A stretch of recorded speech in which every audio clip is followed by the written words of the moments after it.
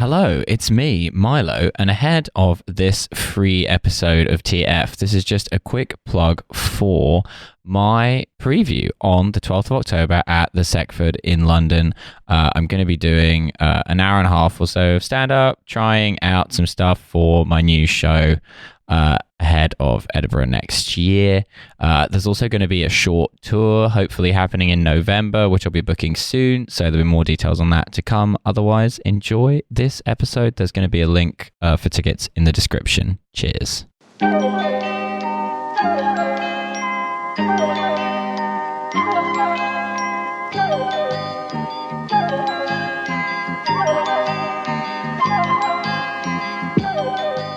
Hello, everyone, and welcome back to this free one. It's the free one. It's The free one. It's the freest episode You're listening of to TF Riley and the you're free going one. to listen to this week, unless you listen to other episodes of TF from the free Yo, are you feed. cheating on us with Yeah. other episodes of TF? Yeah. Hey, You're doing moral cheating by those- listening to episodes in the wrong order. those other episodes of TF are floozies. Yeah, that's right. Sluts. You listening to bonus episodes? Yeah. No, not No. here. Not for them. Not for them. I'm kidding. All the episodes of TF are sluts. No, They're all dirty whores. and it is with great pleasure that we welcome, for the first time, but a long time coming, Paris Marx of Tech Won't Save Us podcast. Paris, how's it going? It's going well. Thanks so much for having me. A pleasure. And why do you spend such a long time coming? Come on. You're a nasty little freak, Milo. Yeah, that's right. Welcome to the Slutcast. He's in a little fucking gremlin horny mood today. Yeah, that's right. Hey, what's going on with I'm this? just a little birthday boy. You wouldn't hurt a little birthday boy. Also, before we have lots to talk about today. Amazon has released a new robot that essentially is just cool. a cup holder that spies on you. Ah. But before we get into that, and other things as well, things of a political nature, or some might say a cup holder that spies on you is a thing of a political Not nature. as good as Boston Asimo, a robot that can write bad Mark Wahlberg movies. as opposed to the one that writes the good Mark Wahlberg movies. That's right. Yeah. Yeah. No, but Alice, you have a tooth update. I have a tooth update. I had root canal yesterday. And while I was having root canal, which went very well, by the way, I'm feeling fine. My dentist was like, with one hand in my mouth, oh, by the way, is it okay if I post your teeth on Instagram, on my Insta? To which I said, yeah, of course, obviously. Well, sorry, what did you actually say? Show teeth. Well, actually, what I said was, yeah, okay.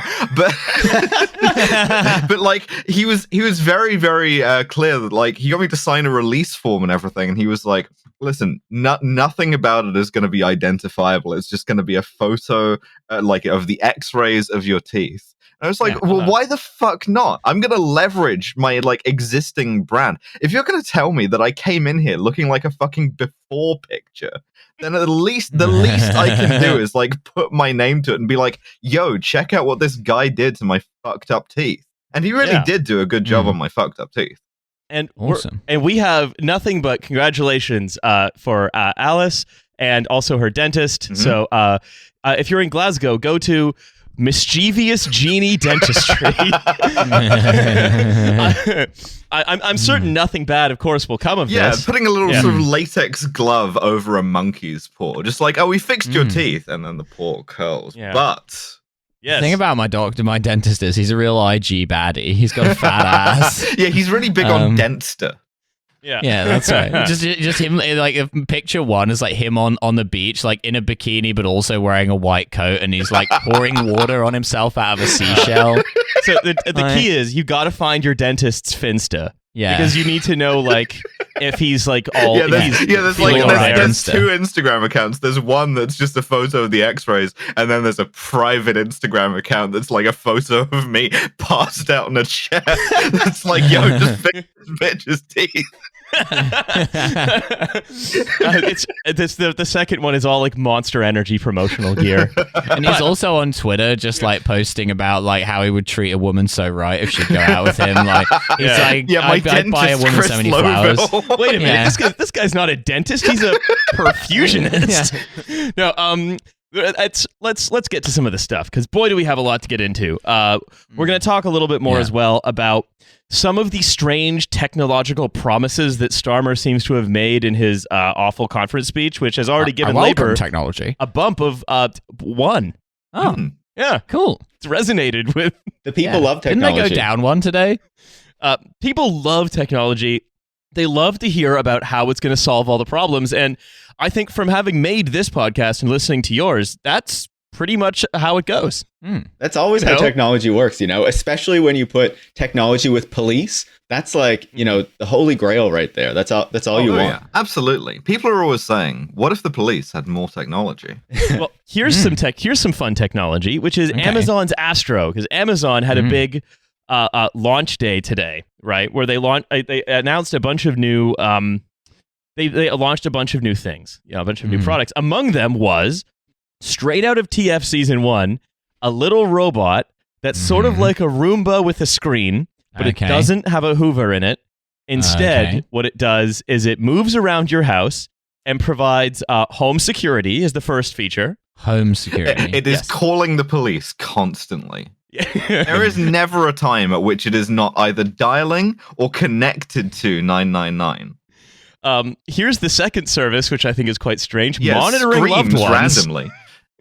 Monitoring loved ones. That's just saying, no, you can monitor your loved ones with this. Oh, awesome. Yeah, do you have a family in the basement? Use this to monitor them. Hello, I need tech support for my Amazon robot. It's having some trouble with the stairs to the cellar, but this is quite an important part of its duties. Well, one of the programmers spoke to Motherboard on a condition of anonymity, said, this thing will throw itself down the first set of stairs it sees. Awesome, yeah, because it hates this life that it is a soul trapped in there, and it wants to die. The robot also functions as a memento mori. I think that's actually a feature, though, that it throws itself down the stairs. It has Luddism built right into it, so it can try to kill itself. Yeah, it's one of those boxes that turns itself off. Yeah. The thing is, as this becomes more like a cop, as it moves from this chassis into a Boston Dynamics chassis, they're going to iterate on this until it can throw a suspect down the stairs. Yeah.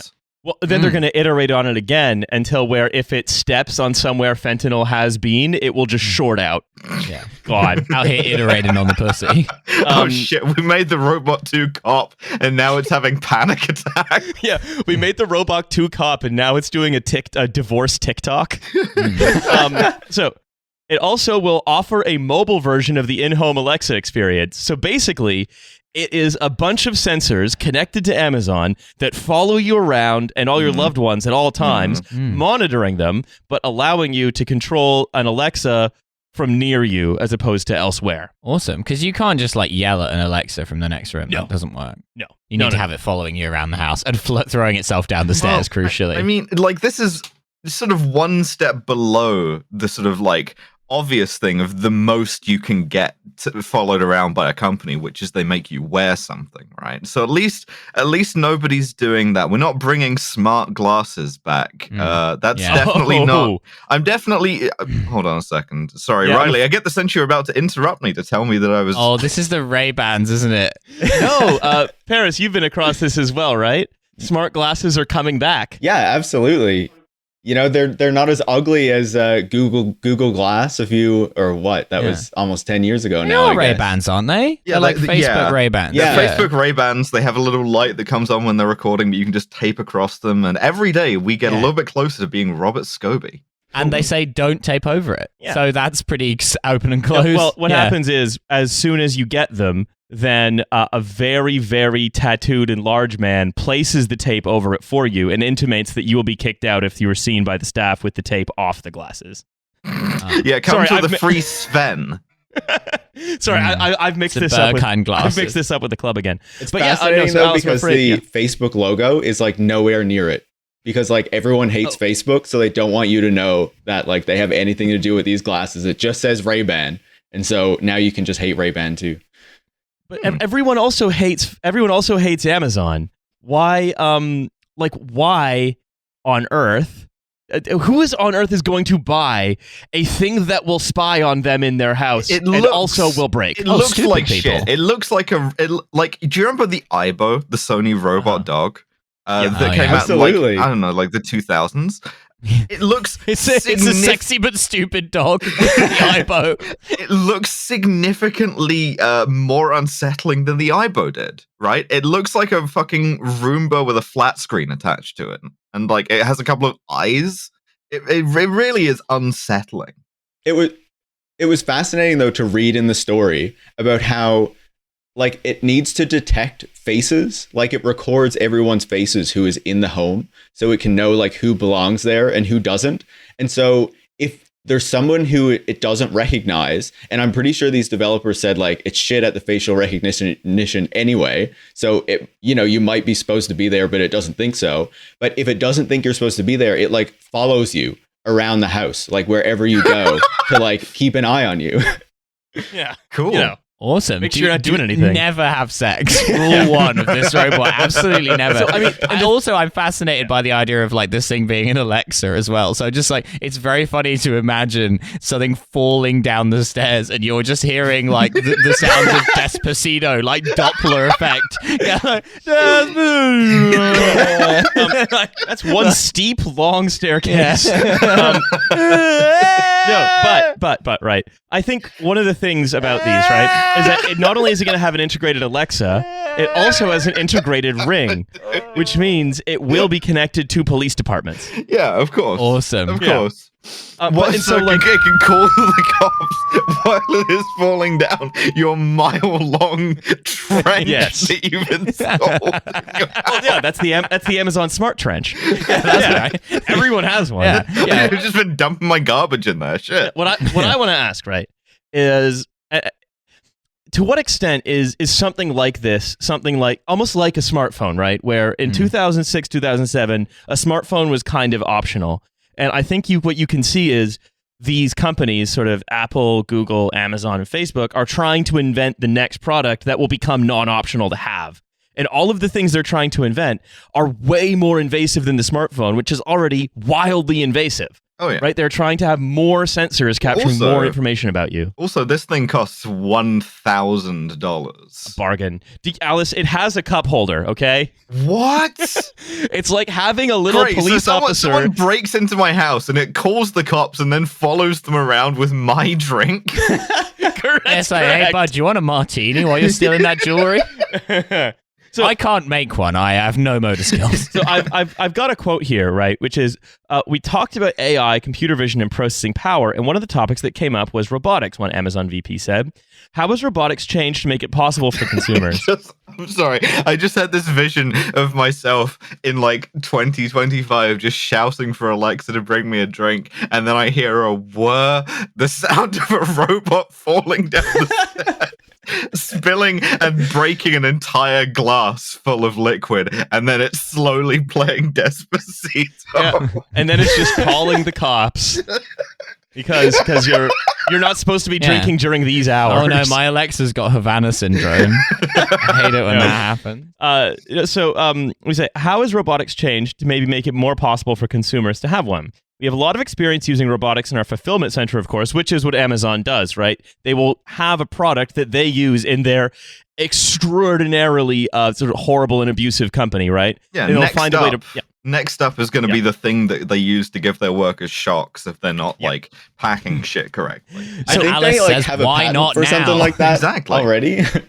Yes, they did. But that Amazon Web Services started out as an internal thing that Amazon did for itself, and it sold out otherwise, right? Even its robotics, a lot of that is connected to warehouse robotics, even if it's not exactly the same program. Mm-hmm. And this vice president goes on to say, we have a lot of experience using robotics in our fulfillment centers, but we thought about what you could do for the consumer in order to make things more convenient or provide peace of mind.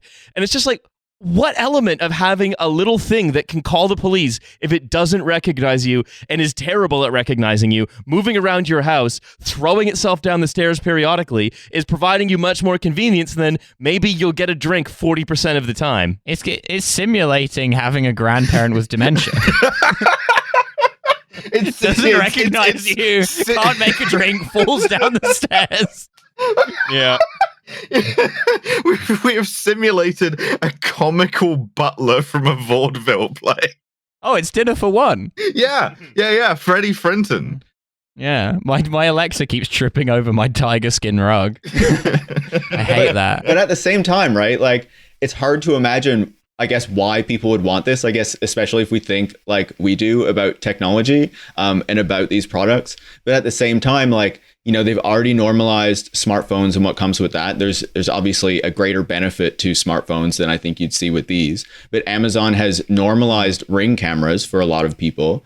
So now they're integrating that into these robots and, you know, a lot of other devices that they're trying to put around people's homes. And I think you have to think about, like, you know, what is the goal of these companies, right? These companies benefit, these companies make money when you are interacting with these screens and these digital products, right? These products that are connected to their servers, et cetera, et cetera.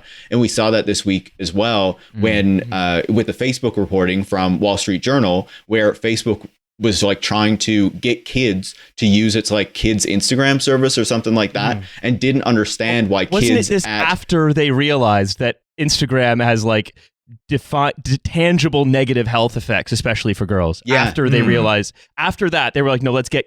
It's basically like the fucking Joe Camel marketing cigarettes to kids. Exactly. It's the same exactly. thing. But so what they also found, like in this reporting, the Wall Street Journal, was that not only was Instagram causing like really negative effects on teenagers, young girls, et cetera, but it was trying to sell kids more on this service and didn't understand why kids who are like at a play date with their friends wouldn't be using their phones and like on Instagram and just like playing with their friends. It was like, why aren't you using a screen? And so I think like the important thing to understand is that all of these companies need us to be interacting with, you know, their services, their screens, their devices more and more, because that is the only way that they grow their businesses, grow their products. And so it's essential that, you know, we just be surrounded by these devices more and more. And Amazon seems to be the most aggressive when it comes to this kind of surveillance, home surveillance element of it with the Ring, now these robots and other things that it's trying to put all around our homes. Well, you can actually sort of suss out the different strategies that the different companies have, right? Microsoft is going heavily into monitoring work and workers by basically forcing everyone to be on Teams. And then Facebook is trying to go a slightly different way by trying to have monitoring go out from the user. This is the glasses, but this is also Facebook's telepresence screen and all that stuff. And Amazon's sort of like locus is the home now, right? Like you getting stuff delivered to the home, the way you like live in the home, all of the time that you spend there, that is sort of that's making money for Amazon, more or less. Yeah, absolutely. And I mean, I think it's also worth bringing this into the context of a really, really, really good article in Rest of World, which is about how much of the training for this, the training for these, because most of this is also about getting data for AI so they can get more powerful AIs. Much of those AIs are training on people on the basis of people doing micro work, like Amazon Mechanical Turk stuff in like refugee camps, for example. And so internally displaced people in like Kenya, for example, will be interacting with one of these terrible robots to try to teach it to surveil you more, right? If you want to think about like what work without productivity is, right? That's a perfect example of more and more people engaging in different kinds of unproductive guard labor simply because they aren't not able to. It's the assistance of more and more people being more and more precarious in order to perform tasks of, you know, spurious, if any, value. Yeah. At least this will never affect me. And that's like increasingly the reality of these technologies, right? Like it's not only, you know, going into these refugee camps and getting these refugees to like do this kind of piecework. You know, self-driving cars, these delivery robots that are like supposedly autonomous, a lot of that stuff is being supported and driven and backed up by workers who are in Colombia, the Philippines, India, who are driving these things when they encounter, you know, a ton of the situations that they can't actually manage. So it's these people who aren't making very much money. And it always makes me think back to this film, this 2008 science fiction film, I think it was 2008, called Sleep Dealer, directed by Alex Rivera. And it basically like has these workers in Mexico working in these like giant factories, and they're kind of connected to the internet and doing this work remotely in the United States because the borders are like shut down and they won't let anyone in, right? And I think, you know, he was talking about these things back in 2008, made a film about it that came out in 2008, and I think it's just like increasingly relevant when we look about what's actually happening and how these systems actually work. Like it's just wild and like so increasingly dystopian, and I think a lot of people don't realize the degree to which so many of the technologies that we rely on are based on like labor that is paid absolutely shit in like, you know, all kinds of parts of the world. You have poor people in the US who are doing this like Turk stuff as well. But, you know, increasingly it's moving out to these countries in the global south that, you know, are kind of stuck in their countries, that, you know, are essentially stuck in poverty because of these like policies of the United States and the West in terms of, you know, how the global system works. So I think, you know, that's an element of it that doesn't get nearly enough attention, but is so important when we think about these things. Yeah, because it's just the guy in there. Yeah, that's right. Well, I'm being operated from Southeast Asia right now. Yeah, that's right. I've not been on Trashfuture in years. Yeah, Milo just goes to sleep and someone from the Philippines takes over. That's funny. Milo Edwards died 5 years ago this very night. But if you want to think right, I want to think about what mode of accumulation is this. It's the mode of what they are accumulating is behavior. They are accumulating the people doing of things so that they can basically make more and more of a return with less and less of an input. Sell when I do things. So they're the worst. They are getting lots of other people who don't have to pay very much to do a lot of things, to model behavior, so that they can then more effectively induce you. Because most of these companies, right? A lot of these companies, like Google and Facebook especially, are ad firms. They're just advertisers. That's all they do. That's how they make their money. You know, they are, and that so much of all of this sort of edifice that's been built on it, it's just ads. It's just to sell algorithmically generated T-shirts. It is fundamentally unproductive. Like, there are two kinds of unproductive labor: guard and consumer manipulation. These are two. They make nothing. They are simply there to protect and intensify returns to capital. You say they make nothing, but how else would I have gotten this T-shirt about what it's like being a welder born in January? That's right.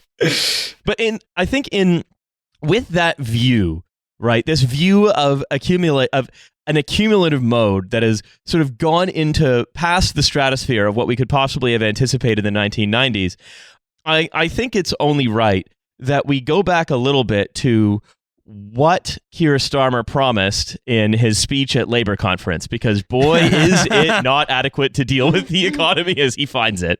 Awesome.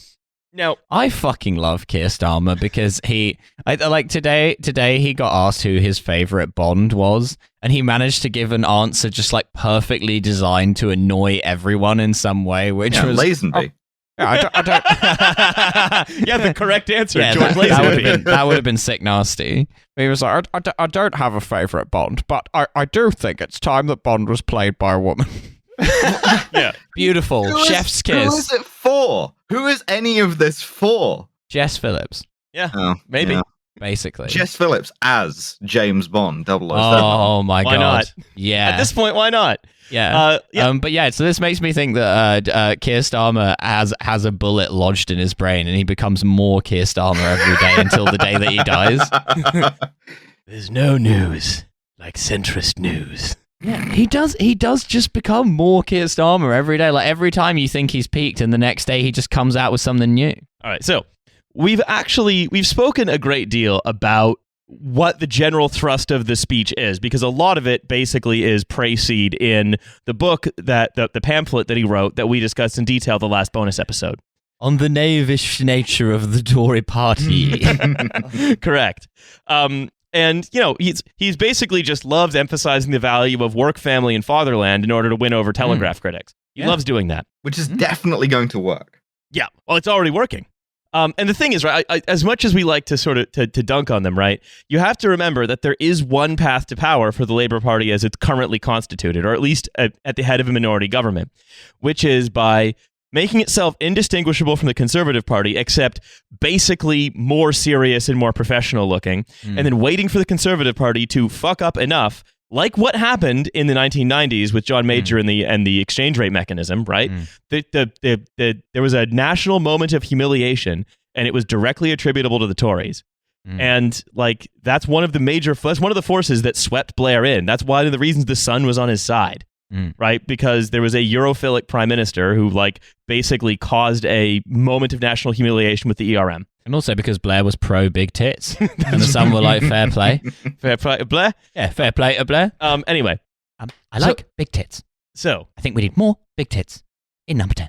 So this is sort of what we see, right? Is a Labour government sort of swept to power by being non-threatening enough to be a good default, to be the best non-Tory default the backup option. plan. Yeah, the B team. They're a simp. They're that guy that's like hanging around with the girl while she's dating the other guy and just being like, hey, he seems kind of the Labour mean. Party are beta orbiters. Yeah, that's right. I guess so. So as much as you want, so this is why I'm not willing to say this will never get them into power, because they do have a serious strategy to get into power. It's just that's what it is. And they don't acknowledge it, obviously, because you can't acknowledge it. By being the Conservatives too. Well, and also just by projecting an image of non-threatening competence to like columnists. Yeah. Right. I mean, the competence thing has not really been coming off, though, has it? I mean, to columnists it has, but these are people who were like, I'm pretty sure that like Gabby Hinsliff is still looking at a set of jangling keys from 2007. Well, what's very funny is that they've even lost Ian Dunt. Yeah. Ian Dunt is like, no, they're too incompetent. No, so any road. You know, this is sort of where we find ourselves, and where we find ourselves for the big reset that they're planning, right? This is basically just as we've been willing to discuss the Labour Party a little bit more, as discussions of the party become less about who's in, who's out, that sort of internal machinations. The mood has taken us. Well, it's that things are now moving and worth discussing, in my opinion.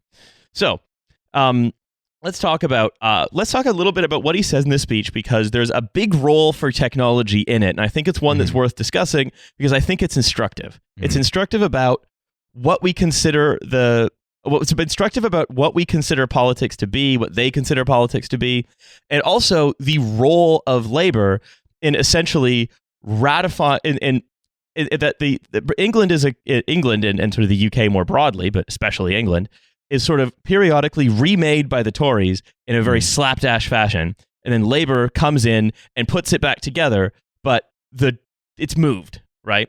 So what happens is like Thatcher sort of does Thatcherism, things become very bad, and then when Labour puts the pieces back together, what you get is functional Thatcherism. Yeah, it's like a ratchet effect. Thing, right? Effectively, yes. And I think with a lot of what we're going to see in this speech, for example, Starmer's decision that we have to make Brexit work, interesting. I thought that we were dead set against that. It's weird how that changes. Brexit guy. Yeah, well, now he's the good Brexit. We got to make breakfast work, actually. But what you'll As see I've is... noticed in the news, Brexit seems to be working really well for you guys over there. Oh, it's good. Oh, it's going awesome. Thanks for asking, by the way. It's great, actually. I'm enjoying all of the boons of it. Yeah, I'm enjoying all the stuff that we can buy and all the things that are working. Well, but I thought that you guys in the UK like really like to queue, so you get to do a lot of that now, right? Exactly. That's Britain back, and we're queuing in imperial measurements. Okay. Again, what I think is really important, though, right, is even if we didn't leave, like we would still be like. What has actually happened is a bunch of lorry drivers have won a very well-deserved victory over British society. Wait a second. You're saying that our modes of like transport were unsustainable? And indeed, not nice to work on. So congratulations to them. Anyway, but regardless, well, so I think what we can see is Starmer, especially in this speech, comes off as a kind of more serious Boris Johnson. Right. This is Boris Johnson is going to, because Boris Johnson's premiership has been all about get Brexit done, and then we are going to unleash technology. We're going to have such a wonderful high-tech economy with skills and so on. As we'll see, the sort of Johnson's frivolity has never harmed him, ever. Like, the lack of seriousness has never, ever affected him in a negative way in his entire political career. Yeah, I want to see Starmer emulate Boris in a serious way more. I want to see Keir Starmer doing serious forensic philandering. Yeah. I want to see Keir Starmer having some illegitimate children, but he knows exactly how many. Yeah. Or what you want to see Keir Starmer write his version of 72 Virgins? Oh, yeah. I'm going to write a racist book, Lynn. It's a very good racist book. It makes a lot of very good points. It's even-handed. So, anyway, this is sort of the table setting for going further into the speech that was given at conference. Also, the other thing about him is that this is written by a former Times columnist, Philip Collins, not the drummer. No. I'm sorry. Philip Collins. I wish it was written by the guy from Genesis. That'd be great. If we could full name Phil Collins, that's cool. So we're going to see some of the scintillating writing at the heart of the new campaign to make Britain fairer. So, this is a big moment that demands leadership. Leadership founded on the principles that have informed my life and with which I honor where I have come from. Donkeys. Work. What a beautiful sentence, just apart from everything else. Yeah. And with which I honor where I have come from. He said with which and still ended the sentence with a preposition. It's like saying, like, are these they instead of are these them. It's like technically correct, still but it's not technically very correct. Annoying. He still ended the sentence with a preposition. Yeah. Nevertheless, amazing. He still did it. Okay. So the principles are work, care, equality, and security. Those aren't principles. Those are just things. Yeah, those are nouns, dummy. I think of these values as British values. I think of them as values that take you right to the heart of the British public. That is where this party must always be. What the fuck are you talking about? And I think of these values as my heirloom. And the word loom, from which that idea comes, is another word for tool. No. These are the tools of my trade. Yes! Is this real? Yes, I'm afraid it's real. And rail means rail. Fuck. Webster's dictionary defines politics. It sure does. When I was like seeing this, my mouth was agape. I was waiting for him to be like, how do you spell labor? L. Lots of new technologies. Yeah. A. Ample police on the streets. B. Being a good person. Yeah. It's astonishing. God. And I think it wasn't incredible. Someone was tweeting really approvingly about the loom bit. I remember. Yeah, probably some idiot.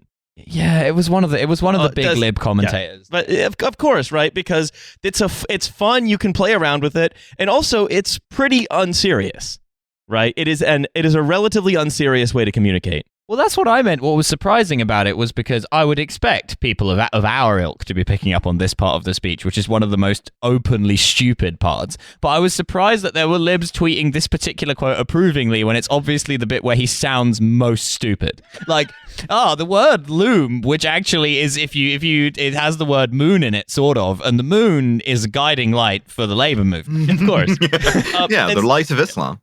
Yeah, the light shines in the darkness. Finally. Keir Starmer turns to face Baker. So, finally. I welcome the mountain, but I would encourage it to go further towards me. So, when he talks about these values as his heirloom, what he's trying to do is reconnect with the kind of sort of England as imagined by Orwell with Vickers on bikes and all of these things. That is a fundamentally paranoid place. Ours is a country of tarts and Vickers. I was going to say, the England envisioned by Orwell is an England where you snitch on your friends to MI5. So, but absolutely. What Orwell was specifically talking about there is he was trying to write a story about a heritage of British patriotism. He was trying to write a simple list of names of suspected communist sympathizers. This patriotism that he was trying to evoke, he was also trying to evoke a sense of a fear of someone coming and taking it away. Right? Like Orwell's kind of the progenitor of like the paranoid village style of British politics. Paranoid village style. Yeah. What if they put up an ugly house in the village? Well, but of seeing someone putting up basically the Village Green Preservation Society in hot fuzz. Actually, right? There was a Jeremy Vine phone in the other day which plays because there was a church in some like small village somewhere in England that had decided in order to raise money for their roof, they'd partnered with some local brewery to like sell pints to like local people, and you could come and like have a pint in the churchyard. And this had sparked a furore, a nationwide furore, that some people were seen drinking pints while sat on gravestones. And Jeremy Vine was having a phone in about whether this was okay or not. And most people were just like, well, I mean, they're dead. It sounds like it was quite a nice event. And other people were like, they should be shot! Right. And it's the it is that attitude that all of this talk about these ineffable, wonderful values that have to be protected it is that attitude that he's appealing to, right? And so he says, to the voters who thought we were unpatriotic or irresponsible, or that we looked down on them, again, to the columnists who thought that, of course, I say these simple but powerful words. We will never, under my leadership, go into an election. You can't say, I say these simple and powerful words. I say this wonderful sentence, the best you've ever heard. We will never go under my leadership into an election with a manifesto that is not a serious plan for government. Of course, we have fought very hard for the right to go into an election with a manifesto that is not a serious plan for government. Yeah. It will say no. Well, because what they mean by a serious manifesto is precisely a manifesto that says nothing. Because if you say something, then people can criticize what you've said. Whereas if you say nothing, they can't. Or it's the other thing. Well, the example I give here, right, and this has sort of happened since we last talked about this, is the climate funding, the climate investment, right? They're saying we're going to put sort of billions per year into green projects, right? This is good and necessary, but because to address privatization throughout the supply chain, that would be unrealistic. Yeah. Right? So you can invest tons of money, but much of it is just going to go into those same PFI contracts that cause that mean that most hospitals up and down the country are like poorly maintained. Yeah. Right? So what we're going to do is we're going to use the money printer to create tons of money, or we're going to borrow, or we're going to tax, or whatever. We're going to mint that $1 trillion platinum coin. But what we're not going to do, we're not going to address why this won't work, because we can't do enough for it to work. We can only do a little bit. It's like trying to turn on an on switch, but you've negotiated with yourself that you're only going to turn it 25% of the way on. It doesn't matter if it's almost on or not on. It's still not, you haven't turned the light on. It's a binary state. And so if you're going to say we're going to pump a bunch of money into these processes, but we're not going to change who takes that money, who controls where it goes, and so on, which is a difficult political it's a difficult political problem to solve, but you would argue a necessary one. That I would argue that is not a serious plan for government. That is a plan to not scare columnists, so you can default into government when, Boris Johnson decides to actually go ahead and build that bridge to Ireland. Yeah. But one of the things I really want him to build the bridge to Ireland. Over the giant undersea trench filled with bombs that we dumped there. That is awesome. The most British thing. Boris Johnson is intent on playing a real life version of Angry Birds, and I respect him for it. So another couple of things before we get to what I think is the core of what we want to talk about here. One of the reasons that we're talking to Paris as well is that he talks a great deal about his time as the director of public prosecutions. And he says, justice for me wasn't a complicated idea. Justice for me was a practical achievement. It was about seeing a wrong and putting it right. That's my approach in politics, too. I had the great honor... If you steal a bag of basmati rice, hold on. You will not escape justice. Hold up. I had the great honor of becoming the country's chief prosecutor, leading a large organization, the Crown Prosecution Service. Let's talk about those 3 words. Crown brings home the responsibility of leading part of the... Why not again? I mean, that this guy, this is his actual speech that you're reading out. Aren't prosecutors supposed to be good at giving speeches? Yes, this is literally what he said. I welcome what the defense has said. But I encourage them to go further and But I saw people on Twitter saying this was a good speech or something. This sounds ridiculous. Yeah, well, that's because you and us and many of our listeners have the affliction of being sane. Crown means crown, but prosecution means prosecution. It's like what I always say, Jeremy Corbyn's greatest sin was being the only sane person in a political firmament that was replete with crackpots. Yeah. If everyone accepts the reasoning that in order to stave off nuclear annihilation, we have to proliferate our nuclear arms stockpile, and you're the only person who says, wait a minute, shouldn't there just be less bombs? Then you are going to be seen as crazy. Everyone's going to call you insane for just living in reality, as opposed to in the twisted version of reality that British capital sort of has to inhabit. Right, it's Mark Fisher. I don't like to quote him too much because that's a bit hack, but he talked about how capital is dreaming and we're in the dream. Right, nowhere is that more apparent than the very strange world of British electoral politics. Oh, absolutely. So Crown brings home the responsibility of leading part of a nation's legal system. Prosecution tells you that crime hurts and the victims need justice to be done. It doesn't tell you that. And service is a reminder that the job is bigger than your own career advancement. You're literally talking about it in the context of your own career advancement. Sir Keir Starmer QC, I ask you, how forensic is this? It seems a bit slapdash. Yeah, so... Also, I love how this is both an own on Keir Starmer and also on Philip Collins, thereby expanding our genre of what the fuck is going on with British newspaper columnists and why can none of them write? So, and why we're talking about this, right, is that their vision for policing and justice is a big part of what they want to do. And again, don't forget, yeah, they launched Labour Friends of the Police day before the Wayne Couzens trial or sentencing hearing. They're so good at politics. The best political instincts in the game. I mean, to be fair, though, I think I kind of do think, right, that if your constituency is columnists absolutely fucking hate everyone who lives here. And so announcing Labour Friends especially of their children. So announcing Labour Friends of the Police the day before Wayne Couzens is sentenced, that kind of seems like something you would do if you had utter contempt and hatred for everyone who lived here. What's fascinating about it, though, is how much just like the contradictions of it are writ large, right? Because Labour has sort of been courting the TERFs, right? Prominent columnists who, of course, claim to be incredibly passionate about preventing violence against women, such as in women's prisons. Now, the fact that they only care about women who are in prison when there's the consideration of trans women maybe being in there with them is neither here nor there, obviously. Right? But it's very telling how those same columnists are not agitated about Labour launching Friends of the Police literally the day before the sentencing of a policeman who raped and murdered a woman. Yep. No, of course not. Because none of it matters. Because none of of realism. it actually matters. This is just political buttons that you can slap like whack-a-mole. Isn't real.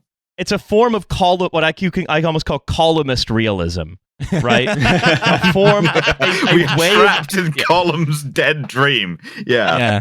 It is a way of looking at. It is a way of looking at the world from this imaginary third position, but you are unable to get yourself out of your own head. And so most people's experience of most of the rest of the country comes from people just sort of an inward obsession on their own sort of manias and insecurities that they're unable to externalize properly. Sarah Dittum and Hadley Freeman just experiencing the film Memento constantly. Just pulling fucking Polaroids out of their pockets and say, don't believe his lies. Obviously I'm not, British. I pay some attention to British politics, but well, you should stop that immediately. Yeah, clearly. But you hear about the power of these columnists and the sway that they hold over the political scene, I guess the Labour Party in particular, and the politics of the Labour Party. But it's just wild to hear the speech that you're describing and then comparing that to the actual politics of the moment and the past year or so where there's been a real reckoning with police violence. And I know that's been largely in the United States, but I know it's been in the UK as well, very much and a number of other countries.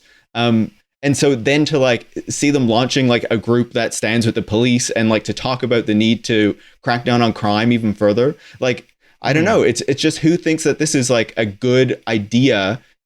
Keir Starmer. Yeah, but it just blows your mind, really. Especially as I say, I pay somewhat attention, but I saw that video going around the other day of someone from the media talking to voters in the North, and they were basically all saying how they hate Keir Starmer and bring back Jeremy, and it's just how can you? I don't know. Can you win an election just appealing to columnists? I guess maybe, but I don't. It just seems wild to me. It's like I said earlier, right? It's there is this sense of British politics, especially English politics, that is about defending a certain precious kind of Englishness that is almost going to be annihilated at any time. And the enemy tends to be within. It's trade unions under Thatcher. It's woke people now, and however that's termed to mean. It's Islam in the early 2000s. And also still now. Yeah, and also still now. Yeah, basically you add enemies to the list, but you never take any off. Yeah. They stay on there. Once you're on, you're on. And that because sort of society must be defended, right, is that the one person, the one sort of moment where we had sort of at least partly a politics that broke out of that and didn't sort of try to set itself against the enemies within Britain on behalf of decent Brits. That couldn't be allowed that could not be allowed to prosper because it was sort of it was outside these different kinds of realisms that sort of have this island or these islands in their grip. So what I want to talk about though, right, is one of the things that Labour wants to do. This wasn't in the speech, but it was sort of alluded to in the speech and sort of expanded on by Nick Thomas Simmons, the Shadow Home Secretary, says they want to restore neighborhood policing to fight the epidemic of antisocial behavior, right? And and they say in every community where people are frightened and afraid, we will put a new police hub. And that's a police station. You've invented a police station. That's a police station. No, but it's a police station with a Genius bar. It's Amazon presents the police hub. It's little robots that bring you a drink. Police officers just falling down the stairs constantly. Don't threaten me with a good time. And new neighborhood prevention teams, which bring together police, community support, youth workers, and local authority staff to tackle antisocial behavior at source. So basically, Labour is going to do an invasion of, they're going to call NATO on like the teens. Cool. More or less. We're going to get a coalition of the willing to bomb the like kids that hang out in the village center. We're going to get like Rio-style police pacifications to reclaim ends. Cool. Great. Yeah. But again, what epidemic? What epidemic of antisocial behavior? Don't worry about it. Okay, we saw some rowdy teens bothering people and so that. Some teenagers just the other day referred to me as a clean shirt wanker. Right? And look, there has been like a rise in antisocial behavior as it's measured by the British state, which has a real stake in saying there's a lot of it, right? But there's only a rise compared to like the last year, where overall in the last 10 years it's still a dramatic fall. Probably in no small part probably because there are fewer police officers to criminalize people standing around. And also, like, again, if you want to reduce crime, like, fine, right? But the only thing that reduces crime is reducing the deprivation that people are subject to. Yeah. That's the only thing that works. So why are you not interested in doing that? Works, which is reducing the number of crimes it's possible to commit by making them not crimes. Yeah, but there's that was part of the point of, I hate to defend Blairism. I really do. And I'm not really defending it, but that was like the carrot end of tough on crime, tough on the causes of crime, was that they were going to do like some kind of like moderate social democratic thing of addressing poverty, right? But we can't do that now because we're now one ratchet beyond there, right? So what we're doing is we're doing Priti Patel Law and Order, but we're doing it smartly and well funded. Yeah, tough on crime, tough on the causes of crime, which is teens. Yeah. And so ironically, Labour are now. Please. Sorry, go ahead. No, one of the shocking things about that story, though, as you're saying, we know how to address crime, to address it properly, but instead of actually addressing the root issues of crime, like the poverty and deprivation that people are feeling, the solution is, let's just look at what Amazon is doing with these surveillance technologies and roll them out in more aspects of society. Like, I believe that Home Secretary, Shadow Home Secretary you were talking about, talked about, using Ring doorbells and WhatsApp groups to kind of roll this infrastructure out into the communities. And it's like, do these people read anything about the effects of these technologies before putting them into public policy and thinking that you should build a whole new technological policing system around it? No. Yeah, exactly, right? Of course not.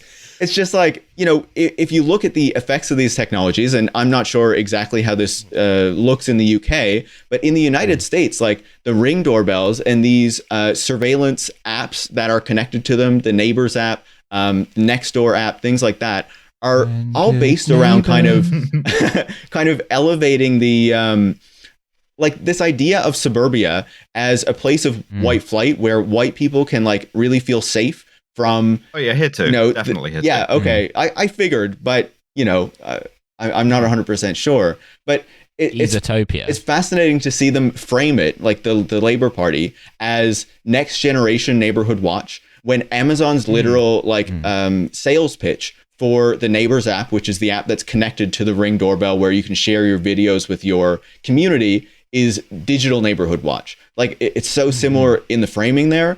And then you think about what these are doing, like when they've examined this in the US, what the effects of these Ring doorbells are, and people being able to surveil more of like what's going on around them, is it makes them more scared because they're seeing things that always happened, but now they appear suspicious because they know that they're happening and didn't before. And plus, as I was saying, there's this association of the suburbs with whiteness. And so the kind of people that they tend to see as suspicious are like when black people are in their neighborhoods and things like that. And then they share it around on their apps, and, people are scared of black people being in their neighborhoods. And when Amazon and these companies promote these services, it's, usually framed around like, white people, looking at fun things that are happening around them, like, I don't know, people who are at the door who they're talking to, but really like the actual infrastructure and what this is actually doing is incredibly like worrying. And then to see that built into like a policing infrastructure, like the actual public policy of a party, is just wild to think about. Fortunately, a British police officer would be so confused by a Ring doorbell. Yeah, he would think it was threatening him. Now, I'm talking to yourself, correct, via the medium of this door opening device. Is that correct? Is it a gentleman or a lady that I'm speaking to with yourself? You could definitely trap a British police officer in like a dialogue loop using a Ring doorbell. Oh yeah, the British police are like Mr. Everett is helping to find my gun. Yeah, they're like Oblivion NPCs. They clip through the environment. Like they have like a set script they have to follow. And so the other thing is, I'm also reminded of Citizen, that app that basically was like Citizen. Why don't you?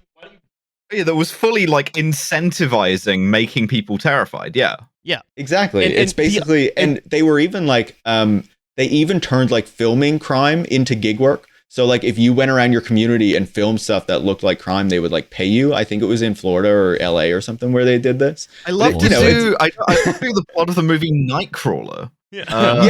Basically. Startup. Yeah. So I think like Nightcrawler with no E. What this is sort of says to me, right, is that the Labour Party, as it stands now, is a party of, like, I say this quite frequently, right? This goes from the agile thing to whatever. This is clearly just a group of people individually who really, really wish that instead of being in a political party, they were involved in building software as a service to improve, like, workflow for Salesforce. Yeah, or wish they were cops, which, whomst among us. Yeah, they wish they were, I think, and that's why they're so easily impressed by, I think what happened was they saw a press release and just started clapping like trained seals because you can't take a problem seriously and also be a serious politician in Britain. You cannot do these things. You have to pick one. Under my leadership, this will become the party of doodads, dervishes, gewgaws, and so on. You've prefixed. Sorry, I think though, like if you think more deeply about like the proposal that is going forward there, and like what actually implementing these technologies means, like I think it's an incredibly kind of libertarian idea that's kind of built into these technologies, that like you can't rely on your community, that you can't rely on like anything else, like everything is unsafe, you should be scared of everything, you need to protect yourself. And so as you say, there's vigilante apps like Citizen, but even like the Ring apps and Nextdoor, Neighbors, things like this are all about like you have your little sanctuary, which is your home, and you need to keep it secure at all costs. So you need your camera, on the front door. You need your cameras in the home now, just in case anybody gets in, and you need to protect yourself from the scary things that are outside the door. Right. And so now if you are like thinking about what kind of society that we want to live in, making this part of public policy, not even just making it part of public policy, but allowing this to continue to roll out and to continue to shape like the society that we live in, is getting us even further and further from that goal. Like, I think we could go back. I would argue that even expanding home ownership and stuff was ultimately a mistake if we think about the politics of that. But I think that's for a different conversation. But I think that rolling out these technologies, that turning everyone into their own little cop of their own little house and community, is incredibly negative for the community and for like the larger society. And what we're building is ultimately getting us further from the goal of building like a society that works for everyone. And that is kind of aligned with more of the Corbyn goals, I guess, than the Keir Starmer goals. Oh, can't have that. Yeah. People need their home to be secure because many people in their home store things like very valuable basmati rice, for example. And I mean, if you want to think about this, like if you want to apply sort of what this means, right, which is constant snitch network operating everywhere in Britain, like the worst excesses of Nextdoor. We love snitching, to be fair. As that will win public votes. policy, it means that every British person is going to spend 9 hours a day talking to the police, either trying to get them to arrest someone or trying to convince them not to arrest them. Everyone will talk to the cops all the time. Yeah, well, I mean, we've said this before, but like it was funny how like during the Corbyn era, there was so much like scaremongering about like, oh, he wants to, create Stalinism in Britain, when like the British public in aggregate would fucking love Stalinism. Oh, yeah. There's nothing the British people want more than a 24-hour a day hotline where you can phone up and complain about your neighbors and then they get hauled away by the security services. Like they would love that. Oh, yeah. A nation of drużynieks. Yeah, absolutely. So there are a few more things on this speech that I want to talk about. Boris Johnson's plans for galactic Britain and why these things are fundamentally the same. Galactic Britain. So just very quickly, Stargate SW1. In his great study, The Wealth and Poverty of Nations, Didn't David get what it Landis deserved. explains why Britain was home to the first industrial revolution. It tended to favor the new over the old, enterprise over conservatism, and spread rewards evenly to make the most talents for the most of people. Oh yeah, the Industrial Revolution Britain sure did spread the rewards evenly. Boy, howdy. Yeah, because it relied on the work of everyone, like small children. The most important factor of all the lessons we need to relearn from the Industrial Revolution was that Britain led the world in the technology of the day. The flying shuttle, the spinning jenny, the power loom. And the loom. Interestingly. These inventions were once the wave of the future, and I know that with labor we can do it again. Join me in the power loom, Mr. Again, Shuttle. So I see the initial reference to the loom was just foreshadowing for what was coming.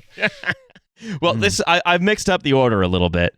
The remix. So right, like the idea that was we need to find out whatever the 21st century version of the spinning jenny is and build that here. Podcast microphone. Yeah.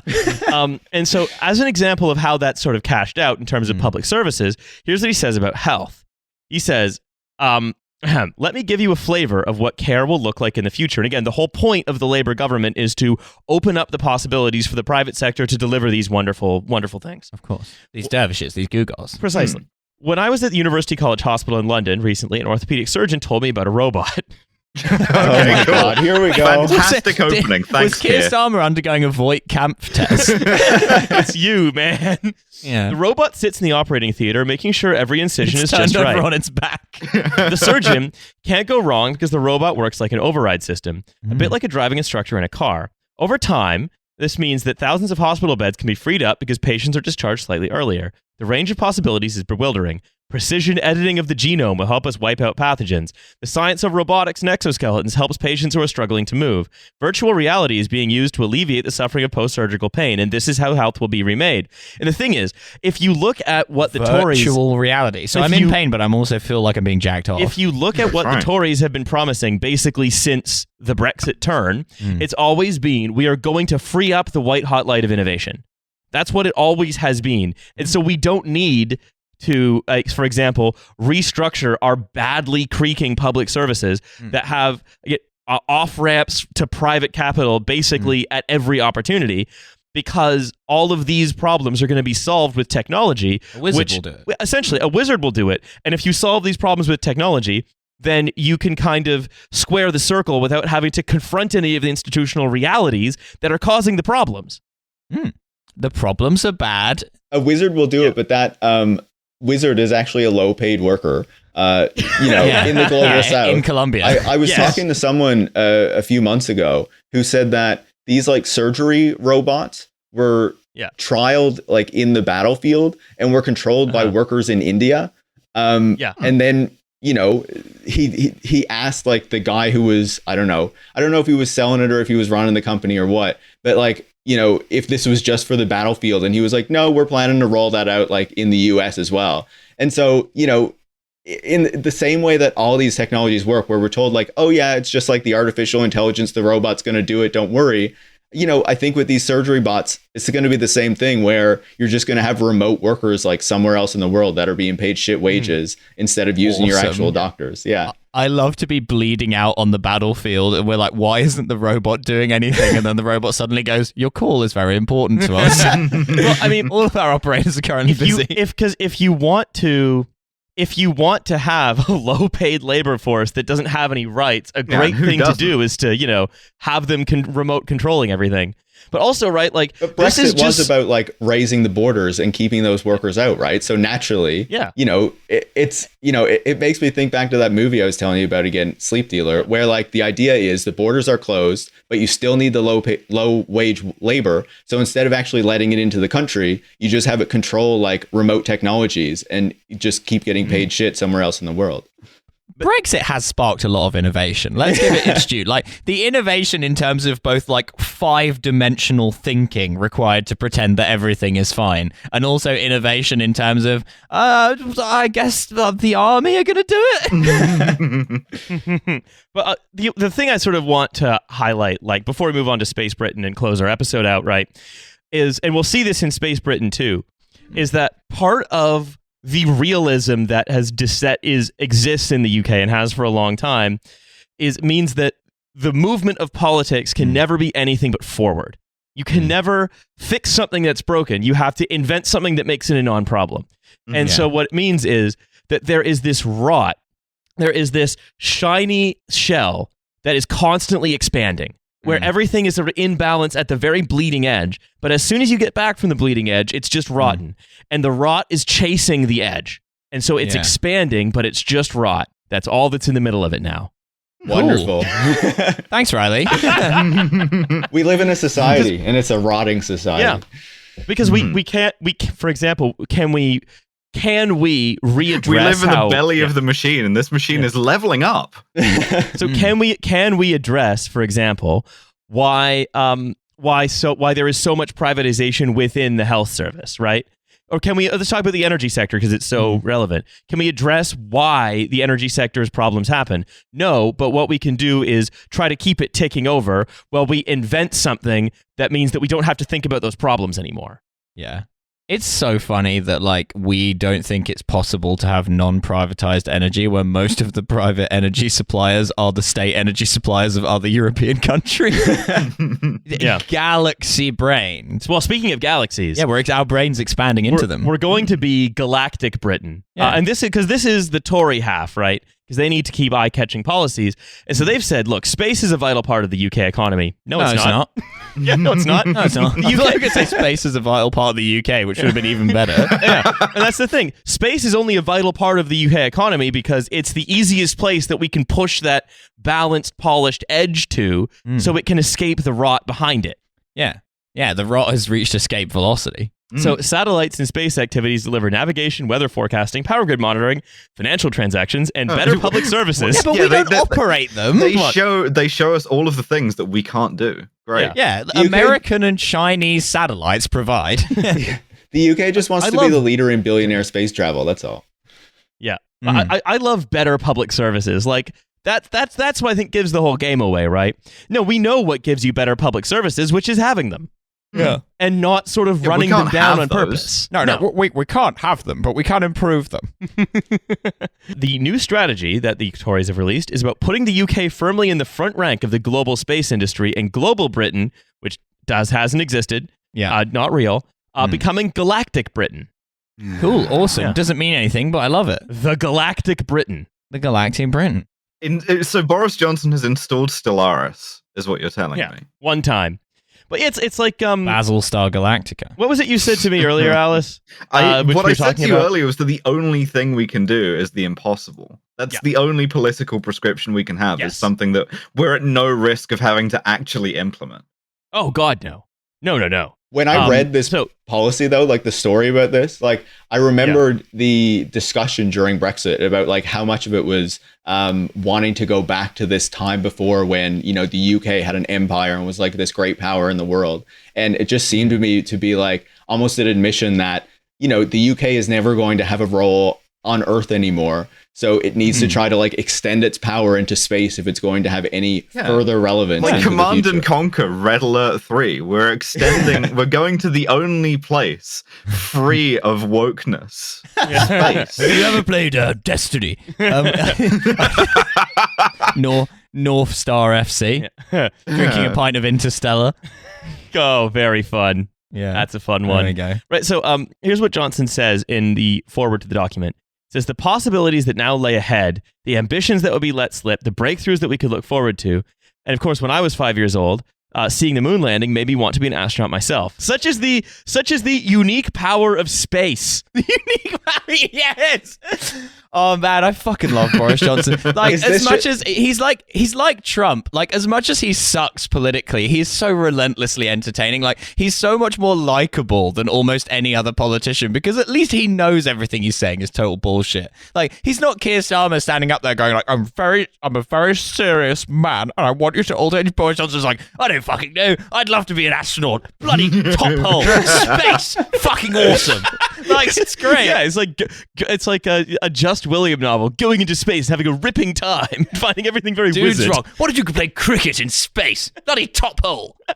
So, such is the unique power of space, turbocharging both our technology and our imagination. Second time around, it just gets better.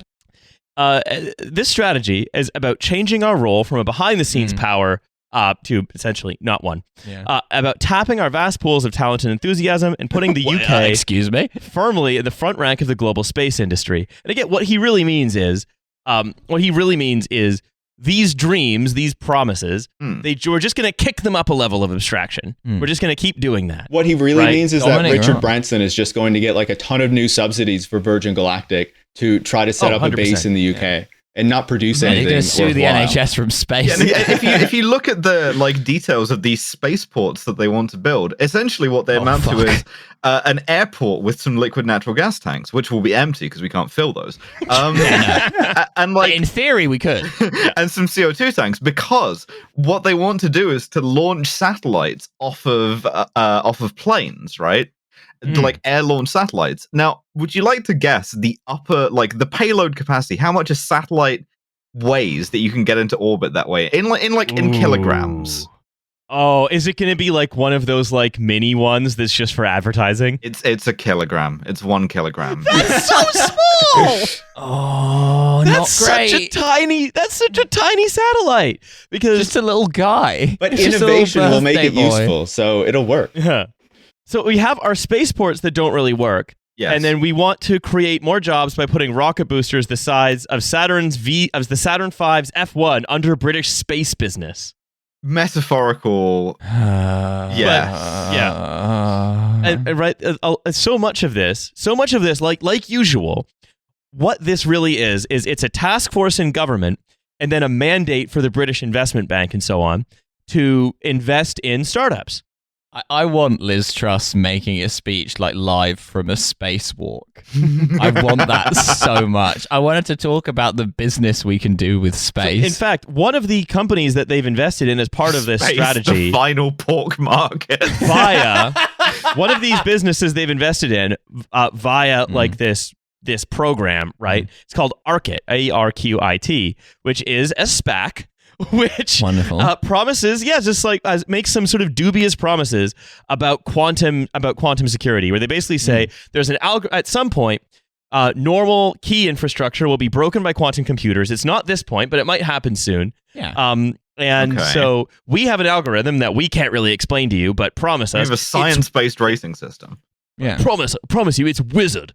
It's proper good. Yeah. And then what they're going to do is send it to you via satellite. So you get your public key encryption via a random number generated by a quantum computer via satellite. It's a random number generated by how many illegitimate children Boris Johnson has. So, right, but this is, let's just say this is a company that we would talk about on this show, right? It's that sort of, I think, open to criticism for possibly being nothing, right? And so this is much of like so many ambitious public programs under the Tories. What this really is going to be is a boondoggle for like different Theranoses. Awesome. The private space industry is just like a load of bullshit, though, right? Like there are a bunch of countries. Luxembourg is like a major one in Europe that are trying to compete for these like private space companies. And like, it's all bullshit. Like, it's really just the privatization of the public space program. And in the US, you see like they're giving billions of dollars in subsidies to Elon Musk and Jeff Bezos, like the richest men in the world, so they can play around in space and like take their little trips up there and just take over the infrastructure of space. So instead of like, you know, having NASA control things, or, you know, I don't know what the British Space Agency was, if it still even has one. But you know, literally just UK Space Agency, the most new space agency name. But yeah, so you know, it's like, you know, you're just privatizing what is happening and giving billions of dollars in subsidies to these private companies that I would argue like probably aren't even going to do it as well as the public company could. I just want to say that if Luxembourg are involved, you know what that means.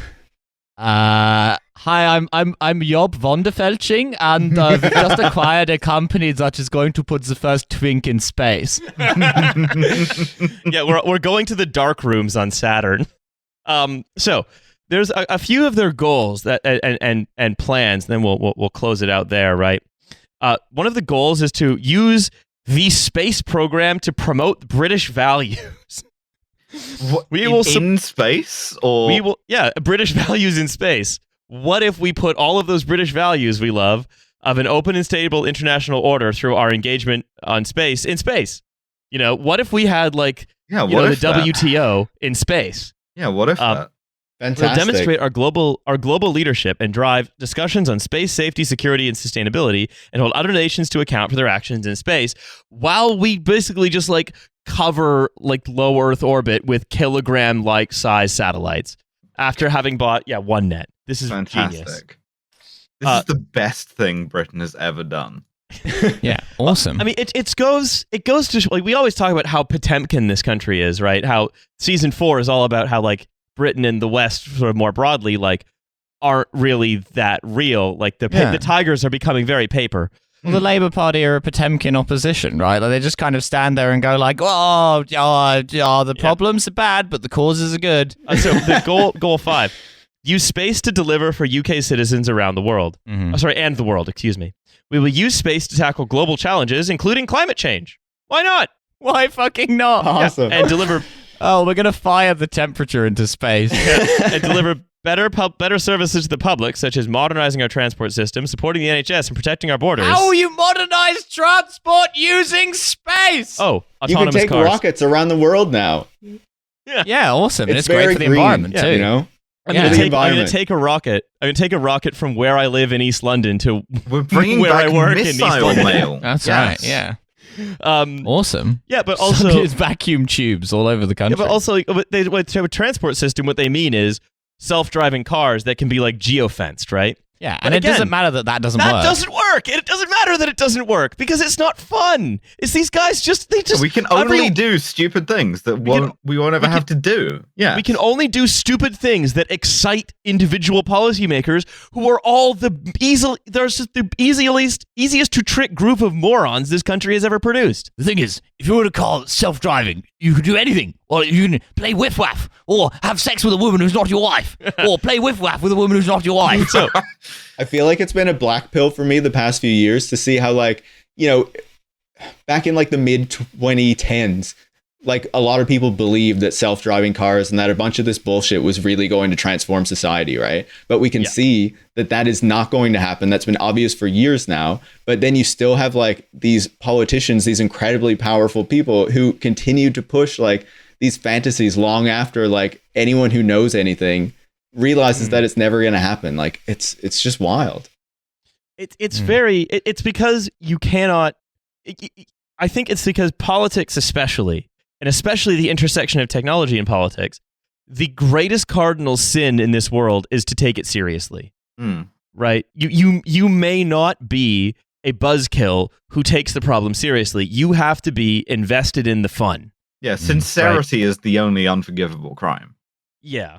And so if you actually want to fix the transport system, then, sorry, you can't. You have to do something that doesn't work. You need to call in Elon Musk to build a tunnel to the beach or like around your conference center instead of actually like making public transit better. Elon Musk is going to have to build a tunnel to Family Court. Yeah, that's right. And you know what? We support him now. We do. He's a father for justice. From my window to yours. Anyway, we've gone over time a little bit, so I just want to say, Paris, thank you so much for, again, coming for this long, delayed visit. Yeah, it was great to join you guys to chat about how much Keir Starmer sucks. Really enjoyed it. Thank you for edging for years before coming on this podcast. I'm really happy that we were able to reveal to you exactly what it is that he said. I'm really pleased. Oh, it's not much. Yeah. It was actually quite a bit. It was a lot of words, but words. Nothing was communicated. I feel even worse about British politics now, and I didn't know that was possible. Good. That's the point.